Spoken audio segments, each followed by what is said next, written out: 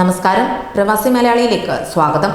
അമേരിക്കയിൽ കൊറോണ വൈറസിന്റെ പ്രത്യാഘാതങ്ങൾ കടുക്കുകയാണ്. വിപണിയെ തകർത്ത് തരിപ്പണമാക്കിയിരിക്കുകയാണ് വൈറസ്. ഒരു മാസം തൊഴിലില്ലാതായത് 20.5 മില്യൺ പേർക്കാണ്. ഇതുപോലെയൊന്ന് അമേരിക്കയുടെ ചരിത്രത്തിൽ ഇതുവരെ ഉണ്ടായിട്ടില്ല എന്ന് റിപ്പോർട്ടുകൾ പറയുന്നു. ലോകത്ത് ഏറ്റവും അധികം തിരിച്ചടിയുണ്ടായ രാജ്യവും അമേരിക്കയായി മാറിയിരിക്കുകയാണിപ്പോൾ. അമേരിക്ക തകർന്ന് തരിപ്പണമായിക്കൊണ്ടിരിക്കുകയാണ് എന്നാണ് റിപ്പോർട്ടുകൾ. അമേരിക്കയുടെ ചരിത്രത്തിലെ ഏറ്റവും ഉയർന്ന തൊഴിലില്ലായ്മ നിരക്കാണിപ്പോൾ പുറത്തു വന്നിരിക്കുന്നതും. US സമ്പദ് വ്യവസ്ഥയ്ക്ക് കനത്ത ആഘാതമേൽപ്പിച്ചുകൊണ്ട് 20.5 ദശലക്ഷം ജീവനക്കാർക്കാണ് ഏപ്രിലിൽ തൊഴിലുകൾ നഷ്ടമായത്. ഇത് ബ്യൂറോ ഓഫ് ലേബർ സ്റ്റാറ്റിസ്റ്റിക്സ് ഡേറ്റയുടെ വെളിപ്പെടുത്തലാണ്. 1939 തൊഴിൽ വിവരങ്ങൾ കണ്ടെത്താൻ തുടങ്ങിയതിനു ശേഷമുണ്ടായ ഏറ്റവും വലിയ ഇടിവ്. ബിസിനസ്സുകൾ വീണ്ടും തുറക്കുമ്പോൾ വീണ്ടും ജോലി കണ്ടെത്താൻ കഴിയുമെന്ന് സാമ്പത്തിക വിദഗ്ധർ പ്രതീക്ഷിക്കുന്നുണ്ട്. എന്നാൽ തൊഴിൽ വിപണി അതിന്റെ പഴയ ശക്തിയിലേക്ക് മടങ്ങാൻ മാസങ്ങളോ വർഷങ്ങളോ എടുത്തേക്കാം. അഭൂതപൂർവമായ ഈ ആഘാതത്തിൽ നിന്ന് US തൊഴിൽ വിപണി വീണ്ടെടുക്കാൻ സമയമെടുക്കുമെന്ന് federal reserve chairman Jerome Powell പറയുന്നു. സ്റ്റേ അറ്റ് ഹോം അതിരൂക്ഷമായിട്ടാണ് അമേരിക്കയെ ബാധിച്ചിരിക്കുന്നത്. ഏപ്രിലിൽ മാത്രമാണ് 21 മില്യണോളം പേർക്ക് തൊഴിൽ നഷ്ടമായത്. കഴിഞ്ഞ മാസം മാത്രം 14.7% വളർച്ചയാണ് തൊഴിലില്ലായ്മയിൽ ഉണ്ടായിരിക്കുന്നതും.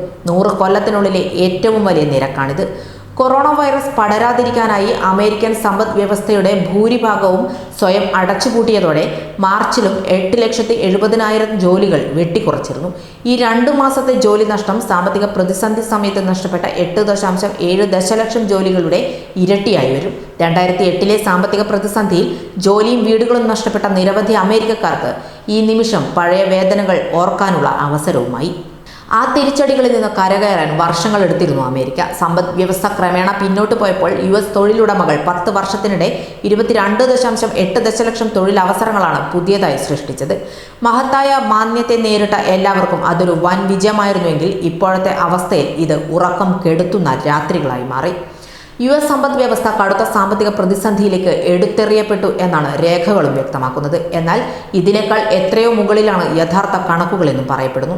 ഇതുവരെ തൊഴിലില്ലായ്മ ആനുകൂല്യങ്ങൾക്ക് അപേക്ഷിച്ചവർ അല്ലാത്തവരുടെ കണക്കുകൾ സർക്കാർ ശേഖരിച്ചിട്ടില്ല. അതേസമയം ഏപ്രിലിലെ കണക്ക് കുറവാണെന്നും സാമ്പത്തിക വിദഗ്ധർ ചൂണ്ടിക്കാട്ടുന്നു. കഴിഞ്ഞ മാസം 20% തൊഴിലില്ലായ്മ നിരക്ക് കുതിച്ചിട്ടുണ്ടെന്ന് പ്രമുഖ സാമ്പത്തിക ശാസ്ത്രജ്ഞനായ പോൾ അഷ്വർത്ത് പറയുന്നുണ്ട്. പുരുഷന്മാരിൽ 13%, സ്ത്രീകളിൽ 15.5%മാണ് തൊഴിലില്ലായ്മ ബാധിച്ചിരിക്കുന്നത്. കൂടുതൽ പ്രവാസി വാർത്തകൾക്കായി ഈ ചാനൽ സബ്സ്ക്രൈബ് ചെയ്യുക.